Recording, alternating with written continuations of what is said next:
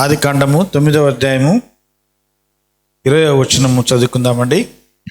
నోవహు వ్యవసాయము చేయనారంభించి ద్రాక్ష తోట వేసెను. పిమ్మట ద్రాక్షారసము త్రాగి మత్తుడై తన గుడారములో వస్త్రహీనుడుగా నుండెను. అప్పుడు కనానుకు తండ్రి అయిన హాము తన తండ్రి వస్త్రహీనుడైనట చూచి బయటనున్న తన ఇద్దరు సహోదరులకు ఆ సంగతి తెలిపెను. అప్పుడు షేమును యాపేతును వస్త్రం ఒకటి తీసుకుని తమ ఇద్దరి భుజముల మీద వేసుకుని వెనుకకు నడిచి వెళ్ళి తమ తండ్రి దిశములను కప్పిరి. వారి ముఖములు వెనుక తట్టు ఉండుట వలన తమ తండ్రి దిశములను చూడలేదు. అప్పుడు నోవహు మత్తు నుండి తేరుకొని తన చిన్న కుమారుడు చేసిన దానిని తెలుసుకుని కనాను శపింపబడిన వాడై తన సహోదరులకు దాసుడు అగును అనెను. మరి అతడు షేము దేవుడైన యెహోవా స్తుతింపబడునుగాక, కనాను అతనికి దాసుడగును. దేవుడు యాపేతును విశాలపరచును, అతడు షేము గుడారములో నివసించును, అతనికి కనాను దాసుడు అగును అనెను. ఆ జలప్రవాహము గతించిన తరువాత నోవహు 350 ఏండ్లు బ్రతికెను. నోవహు బ్రతికిన దినములన్నీ 950 ఏండ్లు. అప్పుడతడు మృతి పొందెను. ప్రభునందు ప్రియులారా, దేవుడు యొక్క వాక్యమును దీవించునుగాక, ఆశీర్వదించును గాక. ఈ నోవహు విషయమును మనము చూసినట్లయితే బైబిల్ గ్రంథంలో 6వ అధ్యాయం 9వ వచనములో నోవహును గురించి ఏమని రాయబడ్డది అంటే, ఈ తన తరంలో నిందారహితుడు అయి ఉండెను, నోవహు దేవునితో కూడా నడిచినవాడు అని. నీతిపరుడు, నిందారహితుడు, దేవునితో నడిచినటువంటి వాడు నోవహు అని మంచి సాక్ష్యము తెచ్చుకున్నటువంటి వాడు. నోవహు బైబిల్ గ్రంథంలో చాలా ప్రముఖమైనటువంటి వ్యక్తి.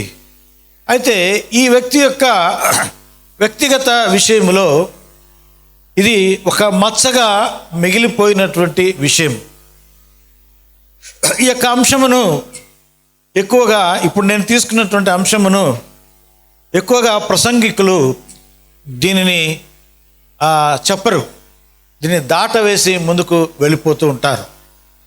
అయితే నాకెందుకో ఇది ప్రేరేపణ కలిగి ఈ వాక్యము చెప్పాలని ఒక ఉద్దేశము ఉన్నది. ఈ నోవహు నీతిపరుడు, నిందారహితుడు, దేవునితో నడిచినటువంటి వాడు. జలప్రళయము సమయంలో ఓడను తయారు చేసుకున్నటువంటి వాడు. ఆ ఓడలో నోవహు కుటుంబ సభ్యులు 8 మంది ప్రవేశించారు. వారు మాత్రమే రక్షింపబడ్డారు. తక్కిన వారందరూ కూడా జలప్రళయంలో నశించిపోయారు అని బైబిల్ చరిత్ర మనకు తెలియజేస్తూ ఉంటున్నది.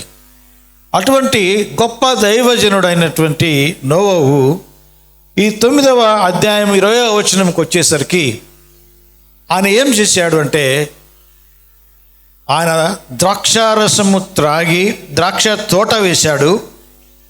పిమ్మట ద్రాక్షారసము త్రాగి మత్తుడై తన గుడారములో పడి ఉన్నాడు. ఎలాగ పడి ఉన్నాడంటే వస్త్రహీనుడై పడి ఉన్నాడు.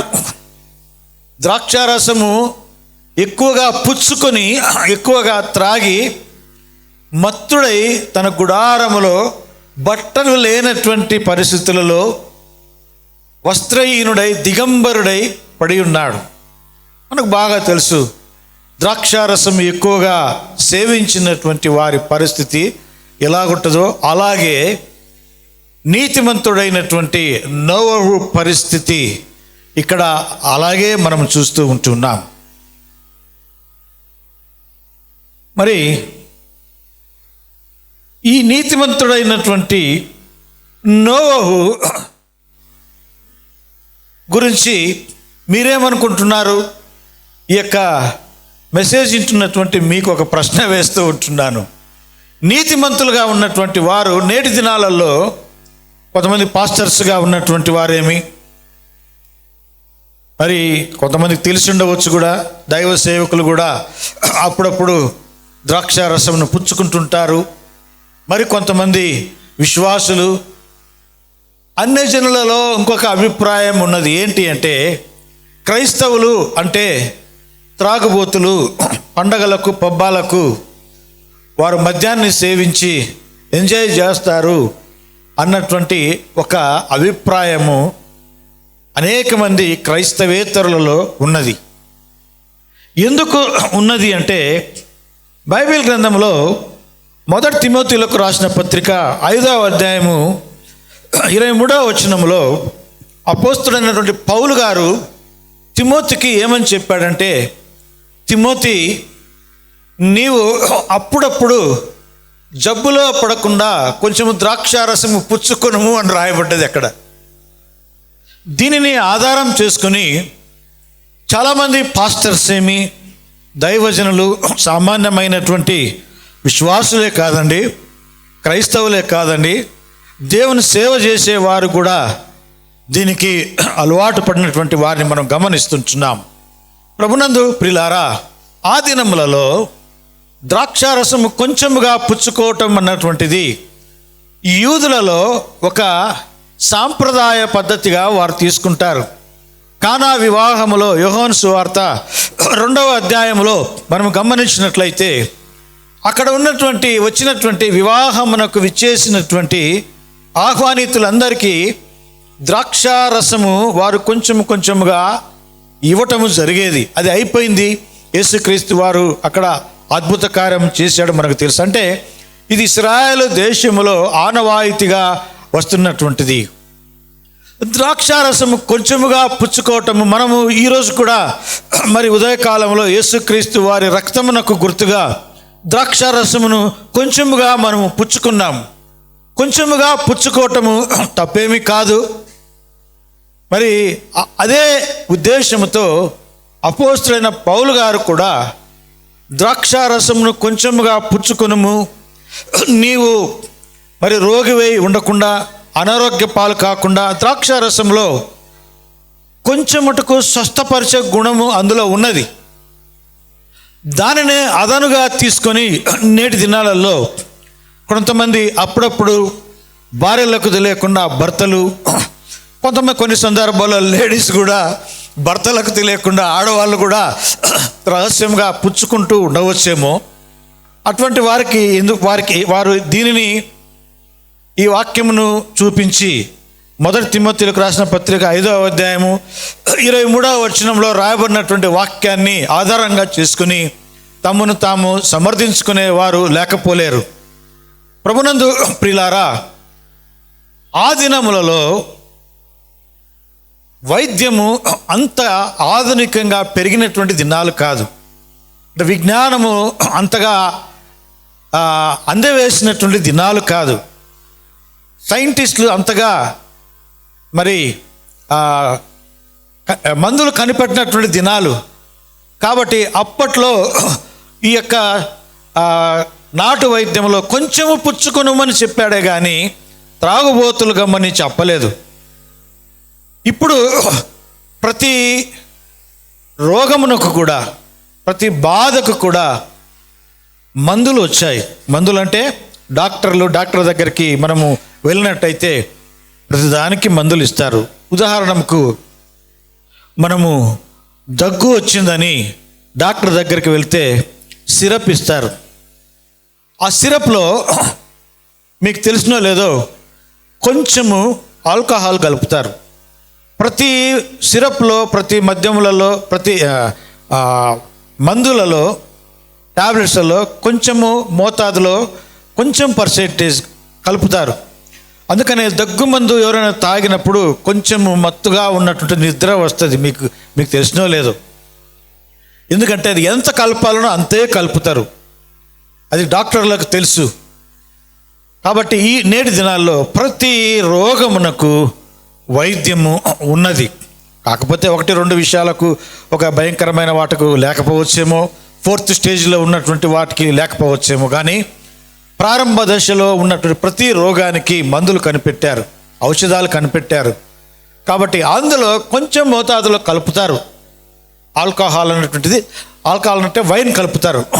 కాబట్టి వాటిని మనం ఆశ్రయించవచ్చు, కానీ వాటిని ఆశ్రయించకుండా నోవహు మద్యము తాగాడు, మత్తుడై పడి ఉన్నాడు.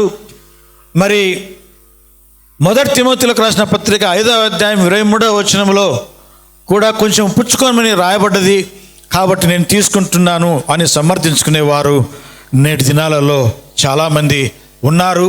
క్రైస్తవులంటే అన్యజనులలో త్రాగుబోతులు అనేది ఒక అభిప్రాయము ఉన్నది. బైబిల్ గ్రంథము ఈ యొక్క మద్యమును గురించి ఏమి రాయబడ్డదో మనము గమనించుకుందాము.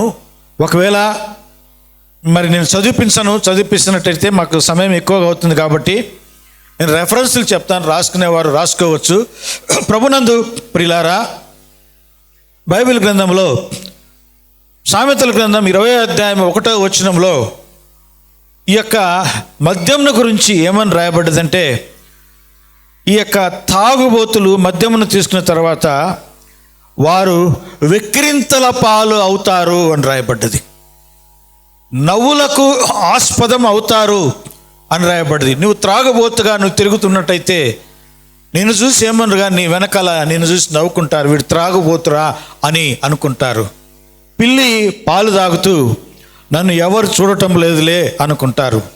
మనలో విశ్వాసులు కూడా, స్త్రీలు కానీ పురుషులు కానీ, త్రాగుడుకు అలవాటు పడినటువంటి వారు ఇళ్ళలో కానీ బయట కానీ సేవించినప్పుడు నన్ను ఎవరు చూడటం లేదు, నేను బల తెలివిపరుని అని తమకు తాము భావించుకునే వారు, మరి వారికి చెప్తున్నాను, ద్రాక్షారసము వెక్కిరింతల పాలు చేయును అని బైబిల్ గ్రంథంలో రాయబడింది, నా మాటలు కాదు.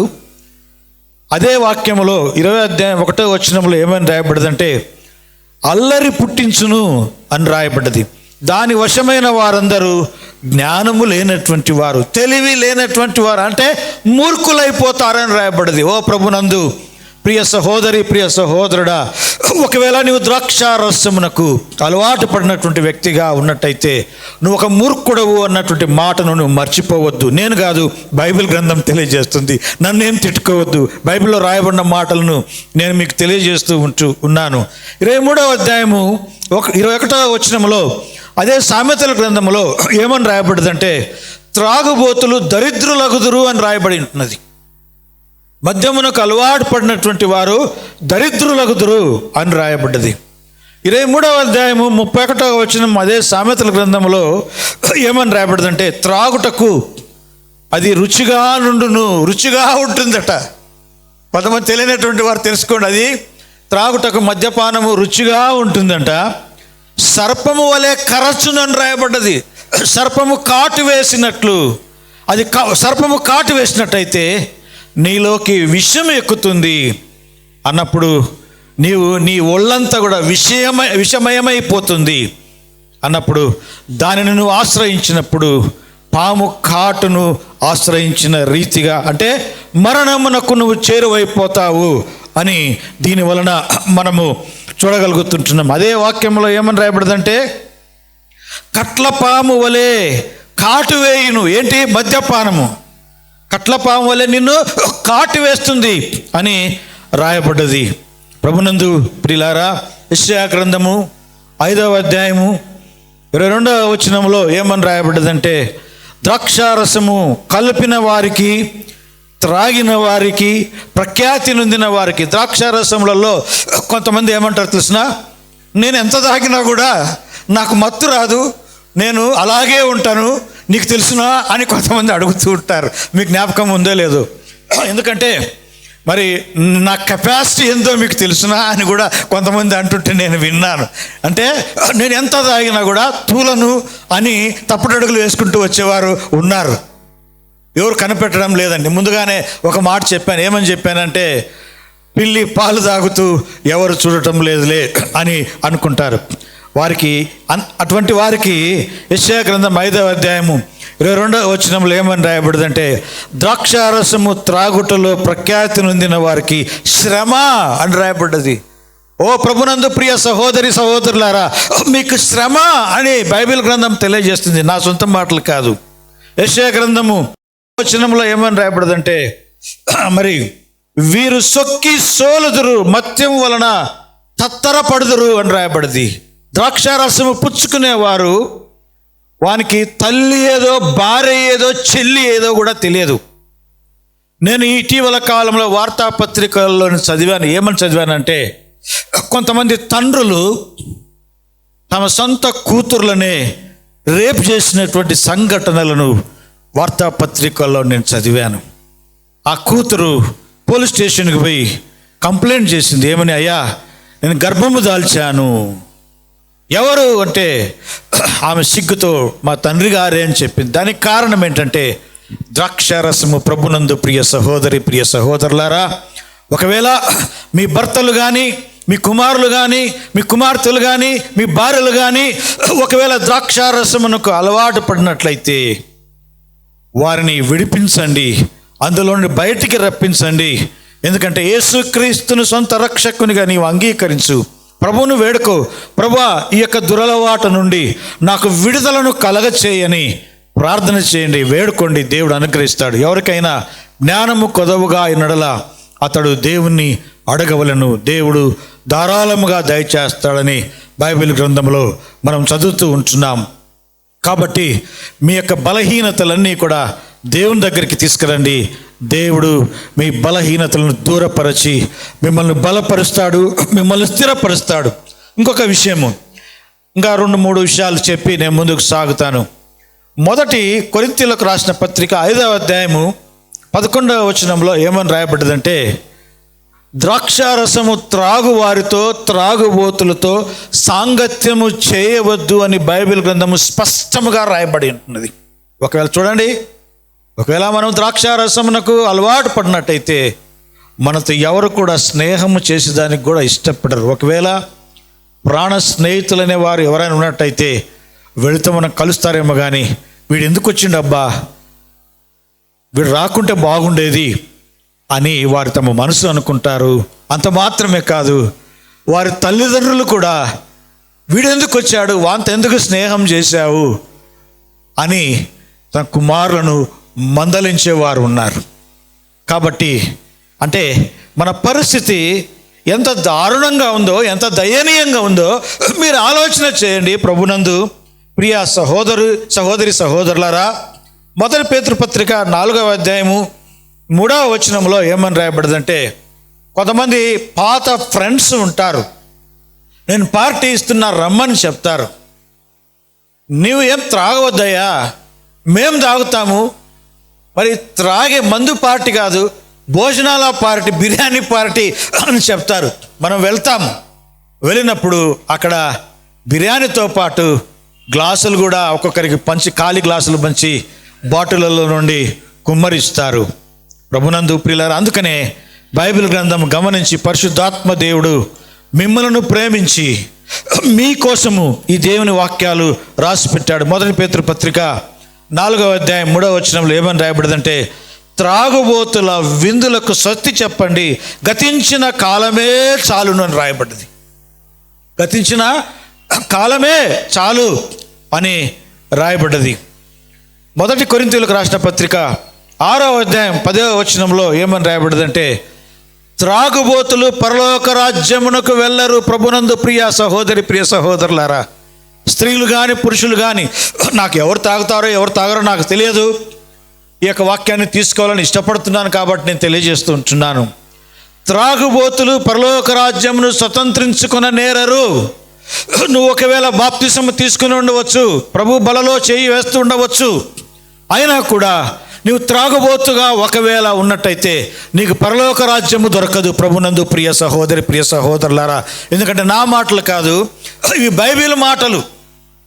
భూమి ఆకాశములు గతించిపోయినా కానీ నా మాటలలోని ఒక సున్న కానీ పొల్లు కానీ తప్పిపోదు అని రాయబడ్డది. దేవుని వాక్యము ఎల్లప్పుడూ నిలిచేది అని రాయబడ్డది. మీ యొక్క పునాది బండ మీద పునాది వేసుకోండి అని రాయబడ్డది. ఇసుక పైన కానీ మట్టి పైన కానీ మనం పునాది వేసుకున్నట్టయితే వర్షం వచ్చినప్పుడు, వాన వచ్చినప్పుడు, వరదలు వచ్చినప్పుడు అది కొట్టుకొని పోతుంది, కుప్ప కూలిపోతుంది. నీ వ్యక్తిగత ఆత్మీయ జీవితం కూడా దేవుని వాక్యముతో నీవు ఫౌండేషన్ వేసుకో. ప్రియ సహోదరి, ప్రియ సహోదరులారా, నా మాటలు విని నన్ను పంపిన వాని యందు మీరు విశ్వాసం ఉంచుడి. నా మాటలు విని నా మాటల ప్రకారం మీరు చేసినట్లయితే బండ మీద పునాది వేసుకున్నటువంటి వారిని పోలి ఉండును అని రాయబడి ఉంటున్నది. 7వ అధ్యాయంలో 22, 23, 24, 25 వచనాల్లో మత్తయి సువార్తలో మనం చదివినట్లయితే అక్కడ రాయబడి ఉంటున్నది. ప్రభునందు ప్రియ సహోదరి, ప్రియ సహోదరులారా, అలాగైతే నేను మిమ్మల్ని మీకు ఒక ప్రశ్న వేస్తాను. ఏంటి అంటే, క్రొత్త నిబంధనలో స్పష్టంగా రాయబడి ఉంటున్నది. ఏమని రాయబడి ఉంటున్నది? త్రాగుబోతుల విందు మనకు వద్దు అని రాయబడ్డది. త్రాగుబోతుల సాంగత్యం వద్దు అని రాయబడ్డది. వారితో స్నేహము చేయవద్దు అని రాయబడి ఉంటున్నది. ఒకవేళ తెలిసి తెలియక ఎవరైనా ఈ యొక్క ఉచ్చులో పడిపోయినట్లయితే, ఈ యొక్క బురదలో ఇరుక్కపోయినట్లయితే, రాలేనటువంటి స్థితిలో ఉన్నట్లయితే, ప్రభునందు ప్రియులారా, రోమీయులకు రాసిన పత్రిక 12వ అధ్యాయంలో ఏమని రాయబడ్డదంటే, మీ శరీరము సజీవ యాగముగా దేవునికి సమర్పించుకొనుడి అని రాయబడ్డది. నీవు మోకరించి, ప్రభువా ఇదిగో నన్ను నేను నీకు సమర్పించుకుంటున్నానయ్యా, నాలో ఉన్నటువంటి యొక్క బలహీనతను తీసివేయు నాయన, సజీవ యాగముగా నన్ను నేను నీకు సమర్పించుకుంటున్నాను, ఈ యొక్క బలహీనతను తొలగించి వేయము నాయన అని వేడుకో. దేవుడు నీకు సహాయం చేస్తాడు. నీలో ఉన్నటువంటి దురాత్మ, ఆ త్రాగుడు దురాత్మ నీలో నుంచి బయలు వెళ్ళిపోతాడు. కాబట్టి ఈ యొక్క దురలవాటు నుండి నీకు విడుదల, విముక్తి కలుగుతుందని నేను తెలియజేస్తూ ఉన్నాను. కాబట్టి ప్రభునందు ప్రియులారా, అలాగైతే మరి నోవహు తాగాడు కదా, నీతిమంతుడైనటువంటి నోవహు త్రాగాడు, నిరపరాధి నిందరాహితుడైనటువంటి నోవహు తాగాడు. ఈ తరం వారిలో నీవే నీతిమంతుడవు అని మనము చదివించున్నాము. ఈ నీతిమంతుడైనటువంటి నోవహు, నిందారహితుడైనటువంటి నోవహు మరి తాగాడు కదా. మరి ఈయన ఎక్కడికి వెళ్ళాడు? పరలోక రాజ్యమునకు త్రాగుబోతులు వెళ్ళరని బైబిల్ గ్రంథంలో రాయబడ్డది. మీకు ఒక ప్రశ్న వేస్తూ ఉంటున్నాను. నోవహు ఎక్కడికి వెళ్ళాడు? నోవహు ఎక్కడికి వెళ్ళాడు? 10వ అధ్యాయంలో 30వ వచనంలో అపోస్తుల కార్యములో ఏమని రాయబడ్డదంటే, అజ్ఞాన కాలములో దేవుడు చూచి చూడనట్టుగా ఉన్నాడు. ఏంటంటే, పాత నిబంధన కాలము అజ్ఞాన కాలం. అది అజ్ఞాన కాలము. మానవుడు 6 అడుగుల ఎత్తు ఉన్నా కానీ వారి జ్ఞానము చాలా సంకుచితము, చాలా తక్కువ జ్ఞానము, అంత వికాసము చెందినటువంటి జ్ఞానము కాదు. అందుకనే ఆ జ్ఞాన కాలంలో ఒకరికి 2 భార్యలు, 3 భార్యలు, 4 భార్యలు కూడా ఉన్నారు. భార్యలను కూడా ఎత్తుకొని పోయారు. ఇవన్నీ జరిగినాయి. కాబట్టి దానిని అజ్ఞాన కాలముగా పరిశుద్ధాత్మ దేవుడు అభివర్ణించాడు. ఎక్కడంటే 10వ అధ్యాయము 30వ వచనంలో అపోస్తుల కార్యముల గ్రంథంలో రాయబడింది. కాబట్టి నోవహు పరలోక రాజ్యమే వెళ్ళాడు. నోవహు పరలోక రాజ్యమే వెళ్ళాడు కాబట్టి నేను కూడా తాగుతాను అని మత్తుడవై ఉంటావా? నో. నోవహు వెళ్ళాడు. కానీ ఒకవేళ నువ్వు త్రాగినట్లయితే, నువ్వు త్రాగుబోతువైనట్లయితే నువ్వు పరలోక రాజ్యమునకు వెళ్ళలేవు. ఒకవేళ నువ్వు దేవుని సేవలో, పరిచర్యలో పాలు భాగస్థుడుగా ఉండవచ్చు, ఆ పనులలో ఈ పనులలో నువ్వు సహకరిస్తూ ఉండవచ్చు, కానుకలు ఇస్తూ ఉండవచ్చు, కూటాలు ఏర్పాటు చేస్తూ ఉండవచ్చు, దాన ధర్మాలు చేస్తూ ఉండవచ్చు. అయితే నువ్వు పరలోక రాజ్యం వెళ్ళవు. ఆ యొక్క దాన ధర్మాలు కానీ, కానుకలు కానీ అవన్నీ కూడా వీటిని అధిగమించలేవు ఈ త్రాగుబోతనం నుంచి. కాబట్టి నువ్వు ఎలాగ పరలోక రాజ్యం వెళ్తావంటే, నువ్వు యేసు ప్రభువును సొంత రక్షకునిగా అంగీకరించు. ప్రభా, నాలో ఉన్న బలహీనతను తొలగించని తీసివేసుకో, ప్రభువుకు డెడికేట్ చేసుకో, ప్రభువుకు నమ్మకంగా ఉండు. నువ్వు అప్పుడు పరలోక రాజ్యంనకు నువ్వు వెళ్తావు. ప్రభునందు ప్రియ సహోదరి, ప్రియ సహోదరులారా, దేవుని వాక్యములో కొంచెం మనము ముందుకు వెళ్దాము. కాబట్టి ఈ త్రాగుడు అన్నటువంటిది అది మంచిది కాదు. విశ్వాసులమైనటువంటి మనము మాదిరికరమైనటువంటి జీవితంగా జీవించే వారంగా ఉండాలి. కాబట్టి వాటికి స్వస్తి చెప్దాము. క్రైస్తవులు అంటే త్రాగుబోతులు కాదు. క్రైస్తవులు అంటే నిష్ట కలిగినటువంటి వారు, చాలా పరిశుద్ధమైన జీవితం జీవించేవారు అని పేరు తెచ్చుకుందాం. ఇక్కడ బైబిల్ గ్రంథంలో ఒక మాటను మనము చూసుకుందామండి. ఈ నోవహు మత్తుడై పడి ఉన్నాడు. మత్తుడై పడి ఉన్నప్పుడు దిగంబరుడుగా ఉన్నాడు. అక్కడికి ఎవరు వచ్చారంటే ముగ్గురు సహోదరులలో మరి షేము, హాము, యాపేతు ముగ్గురులో హాము అక్కడికి వచ్చాడు. హాము వచ్చి చూశాడు. ముగ్గురు కుమారులు, సొంత కుమారులు, నోవహు గర్భమున పుట్టినటువంటి ముగ్గురు కుమారులలో మరి హాము ఆ గుడారమునకు వచ్చాడు. చూశాడు, ఒరే మా నాన్నగారు ఏంటి పరిస్థితి, నీతిమంతుడైన నోవహు పరిస్థితి ఏంటి ఇంత దయనీయంగా ఉందని ఆయన ఏం చేశాడంటే బయటికి వెళ్ళి షేముతో, యాపేతుతో ఈ విషయాన్ని తెలియచేశాడు. తెలియచేసినప్పుడు వారిద్దరు కూడా గుడారములోకి వచ్చి వారి తండ్రి యొక్క దిశమల సిగ్గును చూడకుండా, దిగంబరత్వాన్ని చూడకుండా వెనక వైపు నుంచి అటువైపున ఒకరు, ఇటువైపున ఒకరు వస్త్రం ఒకటి తీసుకుని ఇలాగ వెనక్కి నడుచుకుంటూ వెళ్ళి, తండ్రి గారు వెనకల ఉన్నప్పుడు ఇలాగ నడుచుకుంటూ వెళ్ళి వారు తండ్రి దిగంబరత్వాన్ని కప్పివేశారు.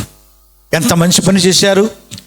తండ్రి దిగంబరత్వాన్ని చూడలేదు, తండ్రిని అసహించుకోలేదు, తండ్రిని తిట్టలేదు.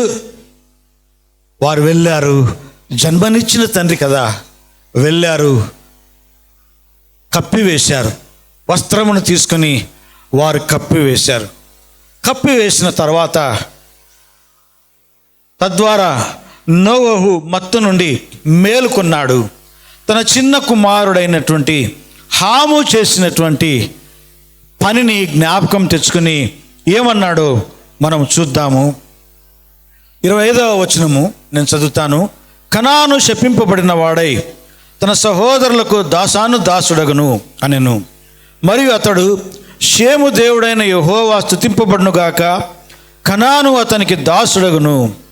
యాపేతు దేవుడు యాపేతును విశాలపరచును, అతడు షేము గుడారములలో నివసించును, అతనికి కనాను దాసుడగును అనెను.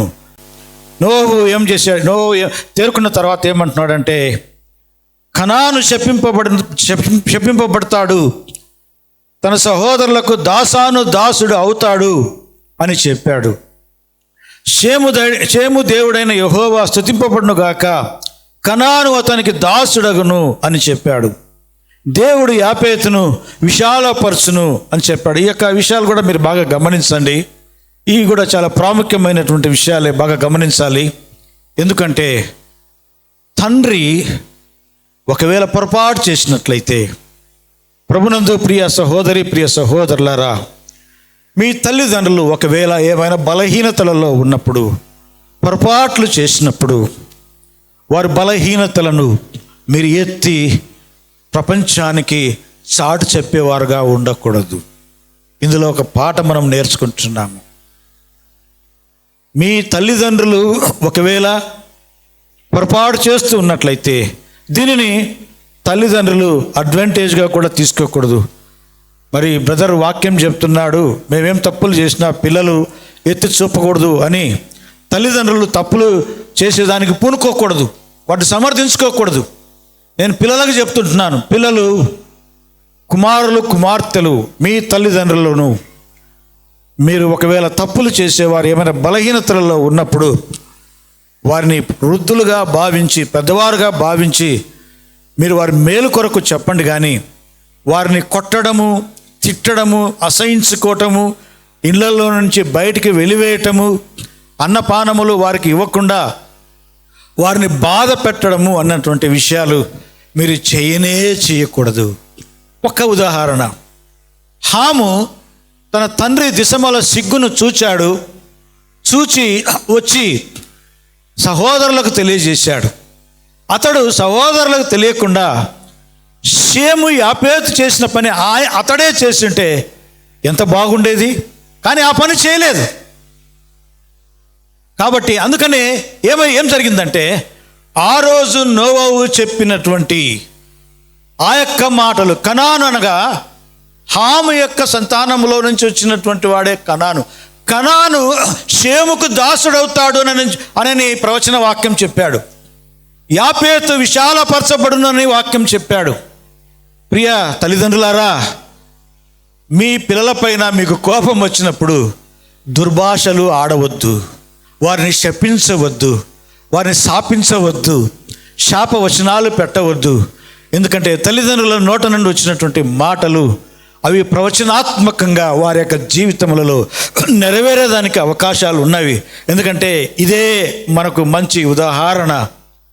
ఆనాడు నోవహు హాముతో చెప్పినటువంటి మాటలు ఈరోజు కూడా నెరవేరుతూ ఉంటున్నవి. మీరు ఆశ్చర్యపోతారు. కనాను మరి హాము సంతానములో నుండి వచ్చినటువంటి వారు ఎక్కడికి వెళ్ళిపోయారు అంటే ఆఫ్రికా ఖండములోకి వెళ్ళిపోయారు. ఆఫ్రికా ఖండములో నేటి ఉన్నటువంటి బ్లాక్స్ అందరు కూడా ఎవరంటే హాము సంతానములో నుండి వచ్చినటువంటి వారే.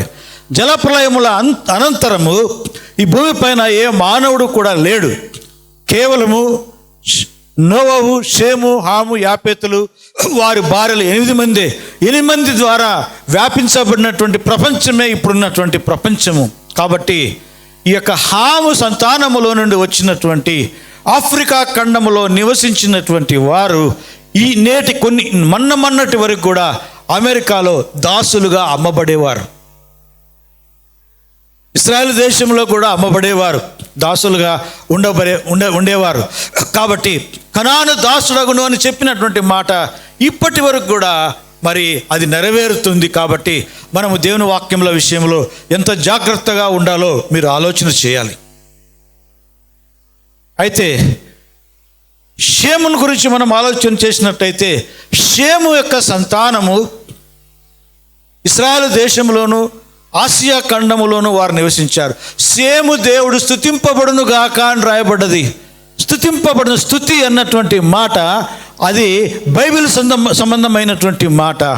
మరి ఈ యొక్క షేము సంతానముల నుండి స్తుతింపబడును గాక అన్నటువంటి మాట వచ్చింది. కాబట్టి దేవుని స్తుతించేవారు షేము సంతానములో నుండే వస్తుంటున్నారు. దేవుని మహిమపరిచేవారు.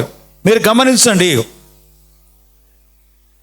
అనేకమైనటువంటి మతాలు ఆసియా ఖండములో నుండే ఉద్భవించాయి. ఆసియా ఖండములో నుండే ఇస్లాం మతము ఆసియా ఖండములో నుండే వచ్చింది. జైన మతం ఆసియా ఖండములో నుండే వచ్చింది. హిందూ మతం ఆసియా ఖండములో నుండే వచ్చింది. బౌద్ధ మతం ఆసియా ఖండములో నుండే వచ్చింది. జొరాస్ట్రియనిజం కూడా ఆసియా ఖండంలో నుంచే వచ్చింది. ఇలాగూ అనేకమైనటువంటి క్రొత్త మతాలన్నీ కూడా పుట్టకొచ్చినటువంటి మతాలన్నీ కూడా ఆసియా ఖండములో నుండే వచ్చింది. ఎందుకంటే షేము దేవుడు స్తుతింపబడునుగాక. షేమును అలాగ ప్రక్కన ఉంచి యాపేతును గురించి మనం ఆలోచన చేద్దాం.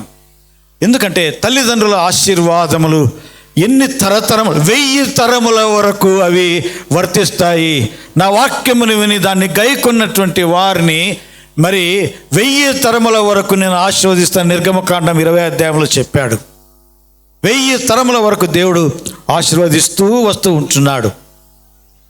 యాపేతును విశాలపరచను అని రాయబడ్డది. యాపేతు సంతానము బైబిల్ చరిత్రకారులు, పండిత వర్గం వారు చెప్పినటువంటి మాటలు ఏంటంటే వారు ఐరోపా ఖండంలో సెటిల్ అయిపోయారు. England, Germany, Spain, Poland, Portugal, ఇక్కడ ఐరోపా ఖండంలో, రష్యాలో ఇక్కడ సెటిల్ అయిపోయారు. యాపేతును విశాలపరచును అని చెప్పాడు అంటే అప్పట్లో మరి దాదాపుగా బ్రిటిష్ వారు మన భారతదేశానికి రాకమునుపు ఆసియా ఖండము, ఆఫ్రికా ఖండము, ఐరోపా ఖండం మాత్రమే ప్రపంచంలో ఉన్నాయని ప్రతి ఒక్కరు భావించేవారు. అయితే ఇటీవల కాలంలో ఇప్పుడు ఉత్తర అమెరికా, దక్షిణ అమెరికా, ఆస్ట్రేలియా ఖండాలు కూడా ఉన్నాయని గమనించి అక్కడికి కూడా వెళ్ళిపోయారు ప్రజలు. ఎక్కడి నుంచి వెళ్ళిపోయారంటే ఐరోపా ఖండము నుంచి ఉత్తర అమెరికా, దక్షిణ అమెరికాకి వెళ్ళిపోయారు. అంటే యాపేతు సంతానమైనటువంటి వారు ఐరోపా ఖండములు ఉన్నటువంటి వారే ఉత్తర అమెరికాకు, దక్షిణ అమెరికాకు వెళ్ళిపోయారు. ఉత్తర అమెరికాలో ఇంగ్లీష్, కెనడా, మరి యుఎస్ఏలో ఇంగ్లీష్ మాట్లాడేవారు ఉన్నారు. వేరే వేరే జాతుల వారు ఉన్నా కూడా అధికంగా మాట్లాడేవారు. దక్షిణ అమెరికాలో స్పానిష్ లాంగ్వేజ్ ఎక్కువగా మాట్లాడేవారు ఉన్నారు. అనగా స్పెయిన్ దేశం నుంచి వలస వెళ్ళినటువంటి వారు. అంటే దాదాపుగా ఆది కాండము 9వ అధ్యాయములో నోవహు తన నోట్లో నుంచి వచ్చినటువంటి మాటలను నేటి దినాలలో ఆధునిక యుగములో నెరవేర్చాడు. మరి యాపేతు యొక్క కుటుంబాన్ని విశాలపరిచాడు. యాపేతు అనగా ఎన్లార్జ్ అని అర్థం, విశాలపరచును. ఓ ప్రభునందు ప్రియ సహోదరి, ప్రియ సహోదరులారా, దేవుని మాటలను విని దేవుని మాటలను అంగీకరించినటువంటి వారు దేవుడు వారిని విశాలపరుస్తాడు. దేవుడు వారు స్తుతించే వారిగా దేవుడు తీర్చిదిద్దుతాడు అని మనము చూడగలుగుతున్నాం. చివరిగా కంక్లూజన్లో నేను ఒక వాక్యం చెప్పి నేను ముగిస్తానండి. 4వ అధ్యాయము 7వ వచనములో రోమీలకు రాసినటువంటి పత్రికలో రాయబడిన వాక్యాన్ని నేను చదివి వినిపిస్తాను. ఎందుకంటే అది చాలా ప్రాముఖ్యమైనటువంటి వాక్యం కాబట్టి నేను చదివించాలని ఇష్టపడుతూ ఉంటున్నాను. రోమీలకు రాసిన పత్రిక 4వ అధ్యాయము 7వ వచనం. ఎలానగా తన అతిక్రమములకు పరిహారము నొందినవాడు, తన పాపమునకు ప్రాయశ్చిత్తము నొందినవాడు ధన్యుడు అని రాయబడ్డది. ఇదే వాక్యములో నేను ఇంగ్లీష్ బైబిల్లో చదువుతాను, దయచేసి గమనించండి. Saying blessed are they whose iniquities are forgiven and whose sins are covered అని రాయబడి ఉంటుంది. అంటే తెలుగు బైబిల్లో ఏమని రాయబడ్డదంటే, తెలుగు బైబిల్లో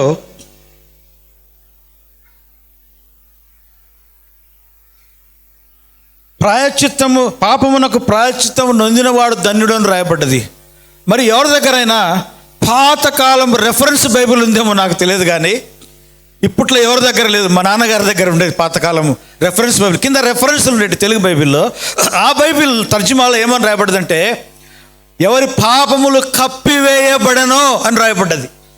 ఇంగ్లీష్లో స్పష్టంగా రాయబడ్డది, కవర్డ్ అన్నటువంటి పదం ఉపయోగించబడ్డది.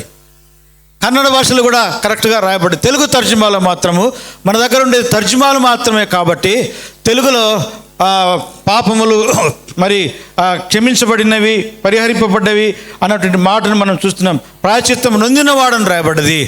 ఎవరి పాపములు కప్పివేయబడిన వాడు ధన్యుడు. ఓ ప్రభునందు ప్రియులారా, నోవహు ఈ యొక్క లోకములో ఉన్నటువంటి మరి ఒక ప్రభువుని ఎరగనటువంటి వ్యక్తికి సాదృశ్యముగా ఉంటూ ఉన్నాడు. నోవహు పాపములు కప్పివేయబడ్డాయి. ఎలాగ కప్పివేయబడ్డాయి అంటే, షేము ద్వారా కప్పివేయబడ్డాయి. షేము వస్త్రం ఒకటి తీసుకొని వచ్చి, షేము మాత్రమే కాదు, షేము యాపేతులు ఇద్దరు. ఇక్కడ మనం ఎక్కువగా గుర్తుంచుకోవలసినటువంటి వ్యక్తి షేము. షేము యాపేతులు వచ్చి మరి నోవహు యొక్క దిగంబరత్వాన్ని కప్పివేశారు.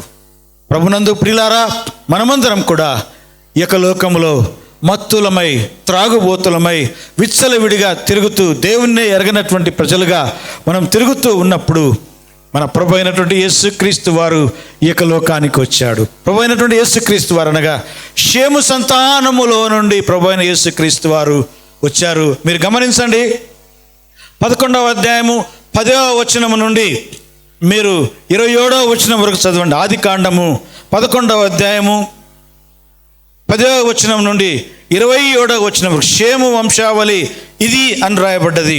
అర్పక్షదు షలాహును కనెను అని 12వ వచనంలో రాయబడ్డది. 14వ వచనంలో షలహు ఏబేరును కనెను అని రాయబడ్డది. మరి ఏబేరు పెలెగును కనెను అని మనం చూస్తూ ఉంటున్నాము. ఇలాగూ సెరగు నాహోరును కనెను అని 22వ వచనంలో మనం చదువుతుంటున్నాం. చూడండి, 24వ వచనంలో నాహోరు 29 ఏళ్ళు బ్రతికి తెరవును కనెను. నాహోరు తెరవును కనిన తర్వాత 119 ఏళ్ళు బ్రతికి కుమారులను కుమార్తెలను కనెను. తెరవు 70 ఏళ్ళు బ్రతికి అబ్రహామును, నాహోరును, హారానును కనెను. అబ్రహాము సంతానములో నుండి ఇస్సాకు, యాకోబు, యూదా సంతానముల నుండి మన ప్రభు అయినటువంటి యేసుక్రీస్తు వారు. ప్రభునందు ప్రియులారా, నోవహు వలె మనం కూడా దిగంబరులముగా ఈ యొక్క లోకంలో పడి ఉన్నప్పుడు, విచ్చలవిడిగా మనము జీవిస్తూ ఉన్నప్పుడు నోవహు మత్తుడై ఉన్నాడు. ఒకవేళ మనం ఈ యొక్క భూలోకంలో ఒక్కొక్కరము ఒక్కొక్క దానికి మత్తులమై ఉండవచ్చు. కొంతమంది త్రాగుబోతులకు, కొంతమంది వ్యభిచారమునకు, కొంతమంది దొంగతనానికి, కొంతమంది విగ్రహారాధనకు, ఒక్కొక్కరు ఒక్కొక్క దానికి ఒకవేళ అలవాటు పడినటువంటి వారుగా ఉండి దానిలో నుండి బయటికి రాలేనటువంటి పరిస్థితుల్లో ఉన్నప్పుడు మన ప్రభు అయినటువంటి యేసుక్రీస్తు వారు వచ్చి మన దిగంబరత్వాన్ని, మన పాపమును కప్పివేశాడు. రోమీలకు రాసిన పత్రిక 4వ అధ్యాయము 7వ వచనంలో రాయబడిన రీతిగా మన పాపములను ఆయన రక్తముతో కప్పివేశాడు. ఆయన రక్తముతో కప్పివేసి యెషయా గ్రంథం 61వ అధ్యాయం 10వ వచనంలో ఏమని రాయబడిందంటే, రక్తముతో కప్పివేసి కప్పివేసి రక్షణ వస్త్రములను మనకు అనుగ్రహించి ఉంటున్నాడు. రక్షణ భాగ్యమును మనకు అనుగ్రహించి ఉంటున్నాడు. ప్రభునందు ప్రియ సహోదరి, ప్రియ సహోదరులారా, సమయం ఎక్కువగా అవుతున్నది కాబట్టి నేను ముగిస్తుంటున్నాను. ఇంకా ఎవరైనా ఇక లోకములో మరి దిగంబరత్వములో జీవిస్తున్నటువంటి వారు, త్రాగుబోతుతనములో జీవిస్తున్నటువంటి వారు, త్రాగుబోతు మాత్రమే కాదు వేరే దురలవాట్లకు అలవాటు పోయినటువంటి వారు ఎవరైనా కానీ మరి నువ్వు యేసు ప్రభుని సొంత రక్షకునిగా అంగీకరించకపోయినట్లయితే ఎక్కడికి వెళ్తావో బైబిల్ గ్రంథంలో మనం ఇప్పుడే విన్నాము. మరి ఆ నిత్య నరకము నుండి తప్పించుకునే దాని కొరకే యేసుక్రీస్తు వారు షేము సంతానముల నుండి ఇక్కడికి వచ్చి మనల్ని రక్షించాడు, నన్ను రక్షించాడు, ఇక్కడ ఉన్నటువంటి అనేక మందిని రక్షించాడు. నువ్వు రక్షింపబడ్డావా? ఉదయకాలంలో మనం చూచింటున్నాము, మనలను మరణము దాస్యము నుండి విడిపించుట కొరకు ప్రభువైన యేసుక్రీస్తు వారు రక్తమాంసములలో పాలి భాగస్థుడు ఆయను అని మనం చదివి ఉంటున్నాం. కాబట్టి ఆ యేసుక్రీస్తు వారిని నువ్వు సొంత రక్షకునిగా ఒకవేళ అంగీకరించాలనుకున్నట్టయితే ఈ యొక్క మధ్యాహ్న సమయంలో యేసుక్రీస్తు వారిని సొంత రక్షకునిగా అంగీకరించండి. దేవుడు ఈ యొక్క మాటలను దీవించునుగాక, ఆశీర్వదించునుగాక. మనం ప్రార్థన చేసుకుందాం, తలలో ఉంచుకుందాం.